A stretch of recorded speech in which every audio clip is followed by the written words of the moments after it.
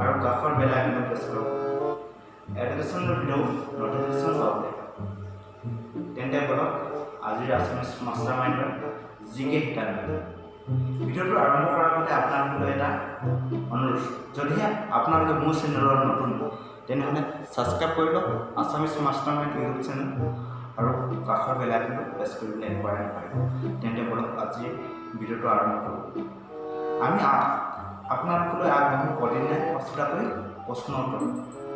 যদি আপোনালোকে সেই প্ৰশ্ন উত্তৰ জানে তেন্তে আমাক কমেণ্ট কৰি জনাবচোন। মই প্ৰয়োজন হ'লে আপোনালোকে ভিডিঅ'টো পোষ্ট কৰি ল'ব পাৰে। তেন্তে বলক আজিৰ আছামিজ মাষ্টাৰ মাইণ্ডৰ জিকে শিকাবলৈ।